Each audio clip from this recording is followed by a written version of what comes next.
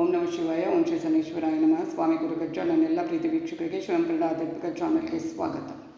ಇವತ್ತು ನಾನು ಇಂದಿನ ವಿಶ್ವದ ವಿಚಿತ್ರಗಳು, ಅಂದರೆ ಇಂದು ವಿಶ್ವದಲ್ಲಿ ಏನೆಲ್ಲ ವಿಚಿತ್ರಗಳು ನಡೀತಾ ಇದೆ, ಎಷ್ಟು ಚೆನ್ನಾಗಿದೆ, ಅದನ್ನು ಕೇಳಿ ಒಮ್ಮೆ ಗೊತ್ತಾಗುತ್ತೆ ಏನು ಅಂತ ವಿಚಿತ್ರಗಳು.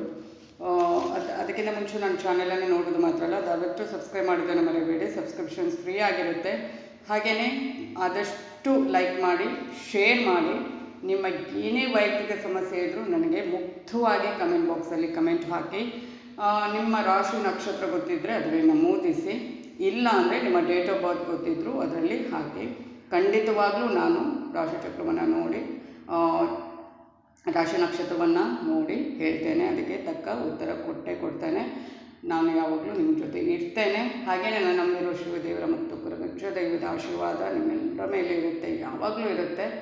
ಏನೇ ಸಮಸ್ಯೆ ಇದ್ದರೂ, ಏನೇ ಪ್ರಶ್ನೆ ಇದ್ದರೂ ಕಮೆಂಟ್ ಬಾಕ್ಸಲ್ಲಿ ಕಮೆಂಟ್ ಹಾಕಿ ಅಂತ ಹೇಳ್ತಾ, ಈಗಿನ ಈ ಪ್ರಪಂಚದಲ್ಲಿ, ಭಾರತ ಮಾತ್ರ ಅಲ್ಲ ಇಡೀ ಪ್ರಪಂಚದಲ್ಲಿ ಯಾವ ಥರ ವಿಚಿತ್ರಗಳು ನಡೀತಾ ಇದೆ ಅನ್ನೋದನ್ನು ನಾನೀಗ ಹೇಳ್ತೇನೆ. ಇದರಲ್ಲಿ ಇದು ಕ್ಷಣ ಹೊತ್ತು ಆಣಿ ಮುತ್ತು ಅನ್ನೋ ಒಂದು ಪುಸ್ತಕದಲ್ಲಿ ಬಂದಂಥದ್ದು.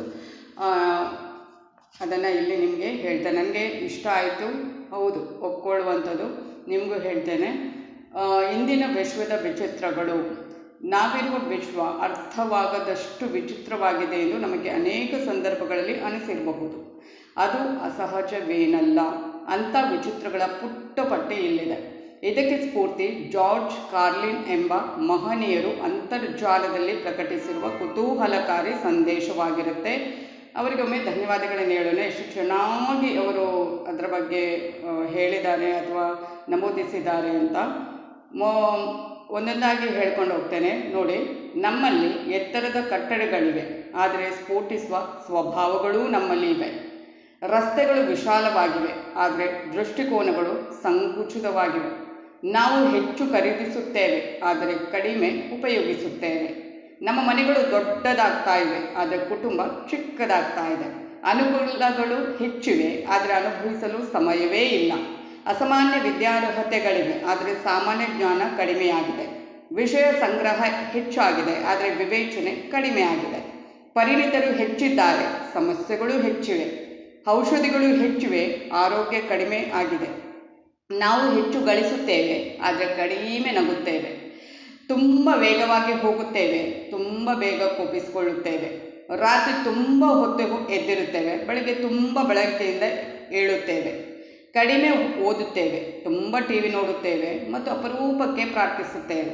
ನಮ್ಮ ಆಸ್ತಿಪಾಸ್ತಿಯ ಬೆಲೆ ಏರಿದೆ, ಆದರೆ ನಮ್ಮ ಮೌಲ್ಯಗಳೇ ಇಳಿದಿವೆ. ತುಂಬ ಹೆಚ್ಚು ಮಾತನಾಡುತ್ತೇವೆ, ತುಂಬ ಕಡಿಮೆ ಪ್ರೀತಿಸುತ್ತೇವೆ, ತುಂಬ ಸುಳ್ಳು ಹೇಳ್ತೇವೆ. ಜೀವನ ಉಪಾಯ ಮಾರ್ಗ ಅರಿತಿದ್ದೇವೆ, ಆದರೆ ಜೀವಿಸುವುದು ಹೇಗೆಂಬುದನ್ನು ಮರೆತಿದ್ದೇವೆ.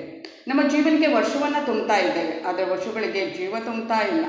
ನಾವು ಚಂದ್ರಲೋಕವನ್ನು ಮುಟ್ಟಿ ಬಂದಿದ್ದೇವೆ, ಆದರೆ ನಮ್ಮ ಕಂಪೌಂಡ್ ದಾಟಿ ಹೊರೆಯವರನ್ನು ಭೇಟಿಯಾಗಲು ಹೋಗಿಲ್ಲ. ನಾವು ಬಹಿರಂಗದಲ್ಲಿ ಗೆಲ್ಲುತ್ತಿದ್ದೇವೆ, ಆದರೆ ಅಂತರಂಗದಲ್ಲಿ ಸೋಲ್ತಾ ಇದ್ದೇವೆ. ಗಾಳಿಯನ್ನು ಶುದ್ಧೀಕರಿಸಿದ್ದೇವೆ, ಆದರೆ ನಮ್ಮ ಆತ್ಮವನ್ನು ಮಲಿನಗೊಳಿಸ್ತಾ ಇದ್ದೇವೆ.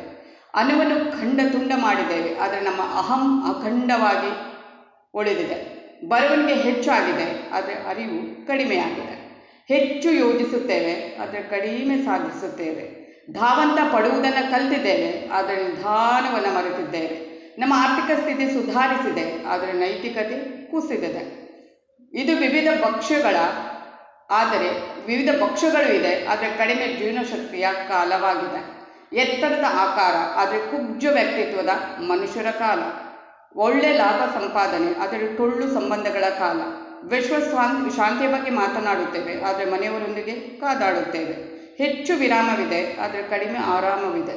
ಗಂಡ ಹೆಂಡಿರಿಬ್ಬರ ದುಡಿಮೆ ಹೆಚ್ಚಾಗಿದೆ, ಆದರೆ ವಿಚ್ಛೇದನಗಳು ಹೆಚ್ಚಾಗಿವೆ. ಅದ್ಭುತ ವಿನ್ಯಾಸದ ನಿವಾಸಗಳಿವೆ, ಆದರೆ ವಾಸಸ್ಥಾನವೇ ಮುರಿದು ಬಿದ್ದಿದೆ. ಹಸಿವು ಹೆಚ್ಚಿಸಲು ತಗ್ಗಿಸಲು ಜೀರ್ಣಿಸಿಕೊಳ್ಳಲು ಮಾತ್ರೆಗಳಿವೆ. ದಪ್ಪಗಾಗಲು, ಸಣ್ಣಗಾಗಲು, ತೆಪ್ಪಗಿರಲು, ಕುಪ್ಪಳಿಸುತ್ತಿರಲು ಮಾತ್ರೆಗಳಿವೆ. ನಿದ್ದೆಗೆಡುವುದಕ್ಕೂ ಬದುಕುವುದಕ್ಕೂ ಕೊನೆಗೆ ಸಾಯುವುದಕ್ಕೂ ಮಾತ್ರೆಗಳೇ ಬೇಕು. ಮೇಲಿನ ಸಂಗತಿಗಳು ಪರದೇಶಗಳಿಗೆ ಮಾತ್ರ ಅನ್ವಯಿಸಿದೆ, ಇಡೀ ವಿಶ್ವಕ್ಕೆ, ಈಗಿನ ಭಾರತ ದೇಶಕ್ಕೂ. ಅಂದರೆ ನಾವೇನು ಬದುಕ್ತಾ ಇದ್ದೇವೆ, ಇಂಥದ್ದನ್ನೆಲ್ಲ ನಾವು ಕೂಡ ಅನುಭವಿಸ್ತಾ ಇದ್ದೇವೆ, ನೋಡ್ತಾ ಇದ್ದೇವೆ ಅಲ್ವಾ. ಇದೇ ವಿಚಿತ್ರಗಳು. ಎಷ್ಟು ಚೆನ್ನಾಗಿ ಬರೆದಿದ್ದಾರೆ ಅಲ್ವಾ. ಜಾರ್ಜ್ ಕಾರ್ಲಿನ್ ಅವರಿಗೆ ನಾವು ಧನ್ಯವಾದ ಹೇಳಲೇಬೇಕು. ನನಗೆ ಇಷ್ಟ ಆಯಿತು, ಅದಕ್ಕೆ ನಿಮಗೂ ನಾನು ಇದನ್ನು ವಿಡಿಯೋ ಮಾಡಿ ಹಾಕಿದ್ದೇನೆ. ಅದೇ ಏನೇ ಸಮಸ್ಯೆ ಇದ್ದರೂ ನನಗೆ ಕಮೆಂಟ್ ಬಾಕ್ಸಲ್ಲಿ ಕಮೆಂಟ್ ಹಾಕಿ ಅಂತ ಹೇಳ್ತಾ, ನನ್ನೆಲ್ಲ ಪ್ರೀತಿ ವೀಕ್ಷಕರಿಗೆ ಧನ್ಯವಾದಗಳು.